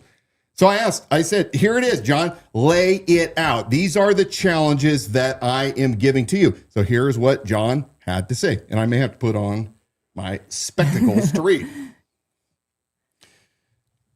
Kenneth Burchell, who challenged John, says, absolutely. It's a very long list and a lot of information with all of it. For one, creating an AI image of me and prosecutor Stanley Mortensen appearing to coordinate. Stanley is a friend of mine. We hunt together. He opened up the first time I ran, but make backdoor deals as they have insinuated. When it comes to clients coming into our rehab, we work with the attorneys, not the prosecutors. We send an acceptance letter, and 90% of the time, the prosecutors argue against defendants being released to us, even the ones that I have a personal relationship with. Unless it's an easy decision or a first-time offense, and they were going to get probation or a rider anyway, but it's always up to judge. Also, the AI image with Destry Randalls. He's Judge Randalls that's currently running for re-election, goes hunting with John Padulla. John personally told me that he encouraged Padulla to run. Padulla's trying to claim that these guys have no association. Don't let me forget. I'm going to let you finish, but I got something to say about that. He calls him Destry Randalls, a magistrate judge, and myself. We also are friends and hunt together, but he is not a district judge. He insinuates that because we have a relationship that there is a favor, and again, absolutely absurd. I could go on all day about almost every episode that he mentions my name. Either there is lies or insinuators that lead people to believe everything but the truth. Okay, go ahead and say it. This is a good time to break in. Go ahead and tell me what you're going to say. Okay, well, I just wanted to swap out what's on there. We're going to come back to the rest of John Padulla's statement, which again, as Dan is aptly pointing out, doesn't really respond to anything of direct questions that are being asked. So like John Padulla is going off on this thing about that we use AI images, which we have now started to notate for anybody who cannot tell.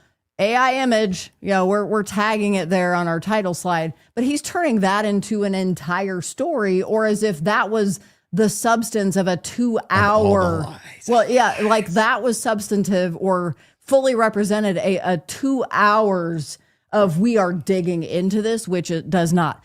My question is, because since Padulla went ahead and created this false equivalent argument as a response to what's accusations that are being made, since he is the one who chose to focus on these relationships with judges or magistrate, it's going to show my lack of education in that arena. My question to these guys who are in these power positions in this county, people who decide the fate of convicts or what treatment, family are you law, going family, you're going to prison or you're going into this program. These are guys in very high level, powerful positions. They make decisions that affect everybody's life that they touch. The outcome of, everybody, perfect. I don't need to add to that. My question is, on what planet are we living that it makes any sense for guys like that, who you would imagine the level of education, the income bracket, that of who their social circle is. When you've risen to that point in your life, in your career, you protect yourself through a social circle that identifies with what you professionally do and will protect you in what you professionally do. Why are these guys, judges, magistrate, whatever title you want to give them, that Prosecuting attorney, that Padulla's excusing them, we're just friends. Why are they hanging out? And I don't care how mean it sounds. It is a logical question. Why are they hanging out with John Padulla, former convict? And I understand where the answer is coming from, but I don't buy it. John Padulla, former convict, guy that rolls around with recovering addicts, the altar church, admittedly, like level of education. 7th grade level, according to yes. some sources. I don't care, but he's opened himself up to the scrutiny and he has not answered it. But I am sorry, you don't take guys at that level. They ain't hanging out with me. Well, here's They're the not problem. hanging out with it's you. because Why- it's freaking why? Idaho. There is no accountability. In case those of you who have observed anything for a while, there is no accountability in Idaho, and I defy you to tell me otherwise. Who is overseeing and checking and keeping, like, Bob Norris in check when he's using his office letterhead to bully a woman with a ransom who has just filed a tort claim against him? Where's Stan Mortensen keeping him in check? Where's the attorney general that can't see what took place at that town hall, and rather than doing a real investigation, decides to rely on a partial investigation by Coeur d'Alene police that actually found there to be probable cause to charge people up? And knowing the political theater that they're in, knowing that they can't charge a sitting sheriff, they led everybody to the conclusion that the sheriff had violated the law. Personal opinion, and battered Teresa Borenpole. There's no accountability here. Nobody holds anybody accountable. So-called Republicans and conservatives, you don't hold anybody accountable. So that's why you have judges that are free to run with, according to the police association, the Masons. I mean, he was a career criminal, too dangerous to trust. That you would protect somebody in that position. I don't care if it's classism. I don't care what you call it. You have to protect yourself, your reputation, and your status in the county. You don't go hanging around people that run in those circles. You don't do it. It is a liability. So you tell me, and I already understand the answer, and I'm gonna give you the answer because I don't buy it for a second. They've watched John Padulla come in and out of courtrooms over the span of his time and his criminal activity for now, 20 years reformed. It's over his 20 years of criminal activity is now 20 years of reform. He's a changed man, and he's a testament to what can happen in this criminal system and how people can be restored. And so suddenly that right there is some kind of reason for men in these positions to be hanging out, and they're friends with this guy and they go hunting with him. Like, they don't have other options in their social circle. I don't buy it for a second. I don't either. I don't buy it for a second. All right, we have roughly I want you to finish 12 minutes. Finish I reading. want to finish through this because we're going to talk about the apology Go. that we started this take whole thing tonight. So you were about halfway Okay. through reading this, and I promised I wasn't going to interrupt it, but you made me. We were also friends and hunt together, but Yeah, he's there you not a go. district judge. He insinuates, and I'm assuming he means me, he insinuates that because we have a relationship that there is favor, and again, absolutely absurd. I could go on all day about almost every episode that he mentions my name. There is either lies or insinuations that lead people to believe everything but the truth. Insinuations that Pastor Tim and I tried to bribe the Central Committee for an endorsement is another huge lie. I asked a question. I mean, the documents on the state PAC returns were there. They were substantial. He goes on to say, my campaign paid $3,000, and I did say it could be for the Lincoln Day tables. That's fine. Go This back is and check probably it. this Mike. is probably the truest part of the thing. I right love this. here. My campaign paid $3,000, same as 2024, for a table at the Lincoln dinner so my campaign name could be on the big screen because we were there to campaign. That was after you were rejected as the KCRCC king. the special red card endorsed person. And yeah, you're paying $3,000 to the people that already dissed you, but okay. Actually, don't let that get lost because I didn't know that till just now. So I'm positive that it was already a foregone conclusion. I could be wrong. Okay, John, I'll say that's speculation. Okay, but I think we saw the writing on the wall. That was good. Go for it. So his name could be on the big screen because we were there to campaign. Also, the amount of money Pastor Tim paid was because he was bidding $10,000, by the way. The amount of money Pastor Tim paid was because he was bidding on a bronze eagle statue that is similar to the one in the White House, and the finance was to help raise money for the Faith Walk. Which I'm going to with the KCRCC. But split it with the KCRCC. Well, I'm going to tell you that Faith Walk is a whole deal because you got Aaron Barnard and Kootenai Spectator like promoting that thing. John goes on. The comment he made about the rehabs must be doing really good. Again, absolutely absurd. Pastor Tim has never been paid one dime from rehabbing anybody. He gets paid as a pastor of the church and has never received a dime from Good Sam. Even what he gets paid to pastor the church is only about 75% of what the average income for a pastor or church our size gets paid. The board gave him 2 small raises in the last 7 or 8 years, and he was frustrated because he did not want the raise. Literally every show they mentioned Pastor Tim, myself, or Pastor Paul Vanoy, there are many lies, insinuations that are not minor but major. This is just a small amount of the lies that are spread. So my notice in that, and then I'm gonna shut the heck up, is that all he did was said, they say this, this, and this, and it just isn't true. So that's my like low level observation. Where's your tax returns? The actual real tax returns by a certified public accountant that does a review, John. Let's talk about all the money that is paying for the properties that Tim leases, the ranch recovery that he leases back to Good Samaritan. Show us. Don't just show us the high level 990s. And, you guys don't actually do a tax return for Catawba Lighthouse Ministries. So we can't confirm anything that you said. We just completed an interview today that we're going to air probably Friday of a ranch graduate 4 times over. Had some very interesting things to say about Padulla and Remington and the ranch. Went on the record. So we're going to do a special on that here this weekend.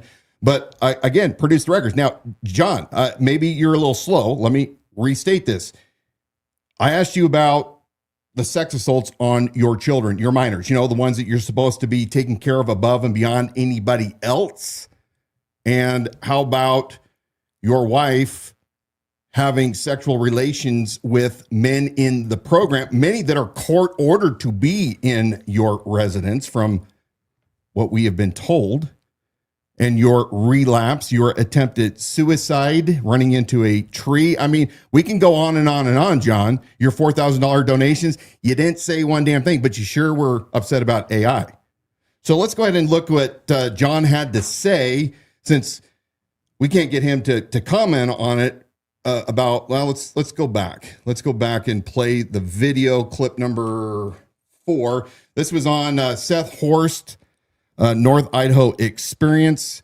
They asked 0 hard questions of Padulla. It was a love fest, personal opinion, just like Seth gave a pass to Bob Norris last year when Bob Norris came on his show infamously and stated that no human trafficking exists in Kootenai County. These cops should have known better, but let's see what they had to say about Padulla in this interesting statement. Yeah, so I'm very thankful. Are you still housing people? We were up until about 4 months ago. It's got to be tough with 4 kids. It is, and unfortunately, we walked through some stuff that happened, and not to get too public about it, but my kids went through some things, and sure, we're working through that now. But yeah, we moved all 12 beds to another home that we've been renting. It was actually the house that I was renting from a lady before I came to Christ, or before I got married. But after I got saved. Yeah. So we still have that house, and we put all the guys in that house. Okay. So do we have the QR code? Well, with that, I mean, you are now running for county commissioner, and we're going to get. All right. So there, John Padulla being interviewed. I think we're going to throw up the QR code right up here. Yeah, right up, it's there. Right up there. It's there. So you can see the whole thing. Padulla states that he had an incident took place with his kids, and 12 beds were moved. He won't answer us, but he'll talk to Seth about this. Let's see what he had to say. I don't know, was this today or recently, commenting about Dan Wilson again, holding him accountable. Let's pull that slide up. Padulla responds to Cindy Lou. So just a day ago, no, ma'am, we have kept up on all the phony podcast nonsense from Satan himself. If there was any with my voice on them, there definitely is nothing concerning being said. Well, do we have his sexcapade video by chance? Let's pull this up. This, John, being here to jog your memory, because apparently you don't remember that we play this every single freaking week. Incoming. Thank you. Mm-hmm. I got into gangs, started selling speed and crystal, glass, ice, all of that type of stuff they had down there.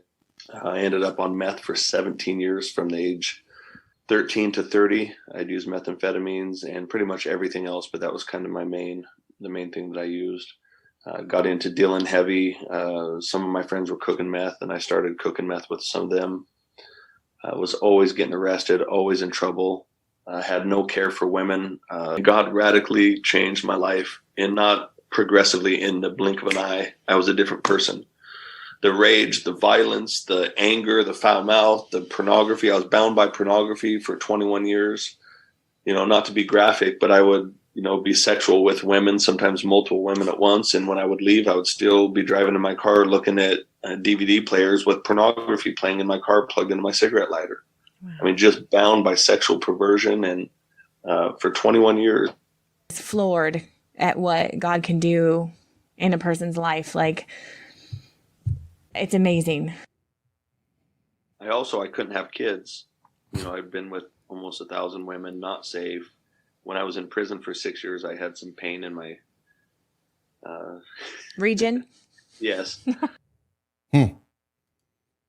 Sex with almost 1,000 women. We're not going to beat this up. We've talked about this every single week, other than to say, as we're concluding, John Padulla is not fit to be a county commissioner. Jeff Pogue, you're an idiot. You have your timelines. You don't even know what you're talking about, Jeff. In fact, you're the guy that supports accused pedophiles. Just to be clear, you and I have gone the rounds, Jeff. You are a supporter of those that are accused of sexually assaulting others, women and children primarily. So, Pogue, I just want to point that out there because every once in a while I think you need to crawl under the rock that you came from. Now, I want to interject because the other thing that I don't want to have happen here is Jeff Pogue is going to take this in a direction of, look, he's responding to something that I personally said and is calling me out directly. How intellectually honest, Donna, can you be? How can you be possibly so intellectually dishonest? Well, I actually, 20 years, what was that in reference to? When Padulla, in his own words, admits to the 20 plus years of abuse, drug addiction, using women is a form of abuse. So using and abusing women, admits himself to having slept with 1,000 plus women, all of those things that you just heard in his own voice. And he's responding in these comments to all kinds of word salad. So there's this other great comment from Kenneth Burchell that we'll put up here in a moment. Kenneth Burchell is the one who originally asked John Padulla those hard-hitting questions, to which Padulla comes back with this word salad. So my thing to respond to Jeff Pogue, the intellectually dishonest, because 20 years of being a pastor, he has been a local pastor for 20 years. Ask John Padulla. And here's the problem, because we know what we know. And we have done an interview today with firsthand witness accounts. And people have been in the program and in these circles, both within the recovery program and also out in addictive circles where they're running in the community and have not yet sought recovery and have intel as to what's going on. You can ask Padulla when the last time is he relapsed. So when you want to have this discussion with me about somebody being this local pastor, redeemed, never making this complete turn in his life, never to have looked back, when we really, the point of this is we are telling you, this isn't to just go, we said this last week, I'm not here to put your life up on a screen playing God to embarrass somebody, but he is running for office on this idea of faith and running integrity 1/3 of the county and redemption. And he is using a platform of religion and his redemption story to platform himself into a political position. So the fact that he is a vulnerability because of that very past, that is what we're talking about. It's not just to say, well, we're going to rehash this and give you proof why what you did is so bad and just make you feel bad. That isn't the point. But I mean, there is evidence to say that relapse has happened in recent history. We are not talking 20 years of squeaky clean behavior. You just heard Padulla in that clip, to reasons I don't want to really go into here in public.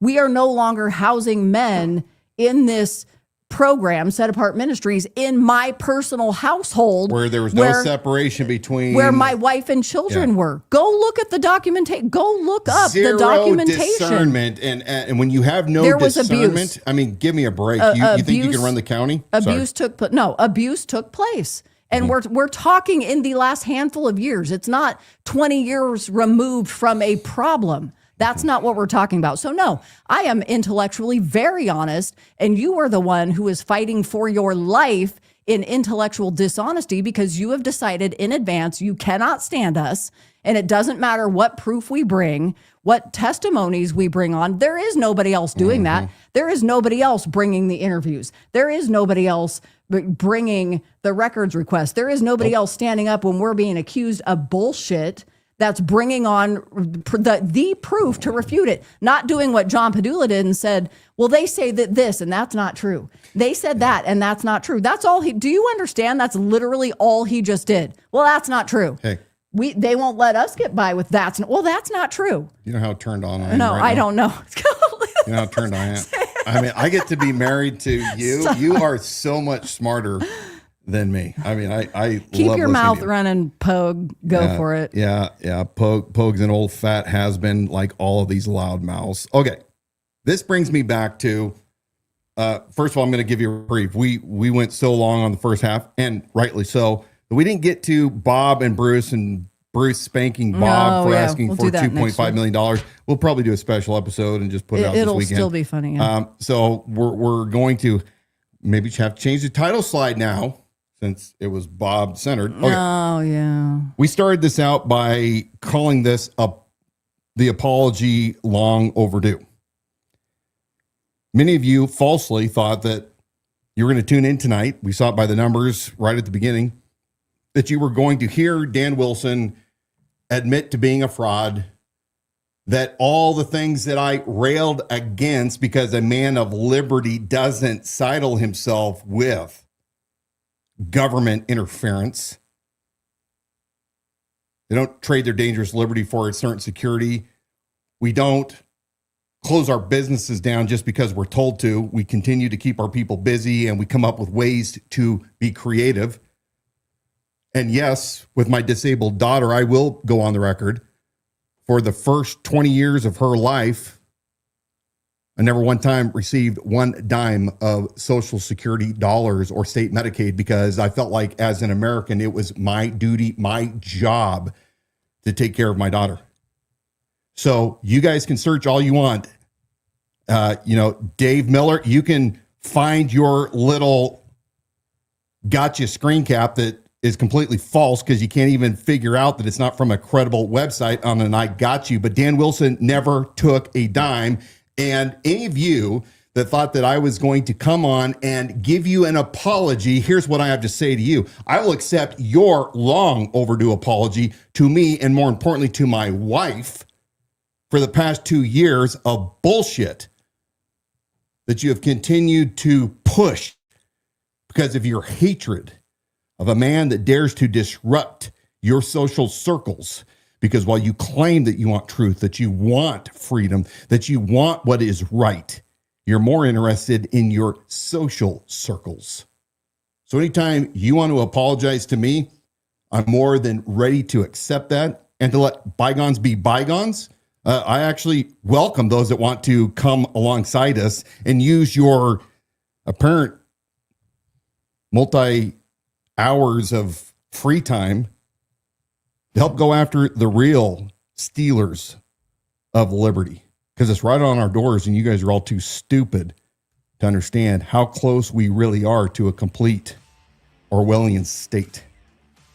Liberty Without Compromise always preaches that we as Americans, we have a special birthright, one that was founded under the belief in a great creator of the universe that made all men equal in worth, and that in the natural world, same with humans, every man and woman has the right to life and to liberty and property.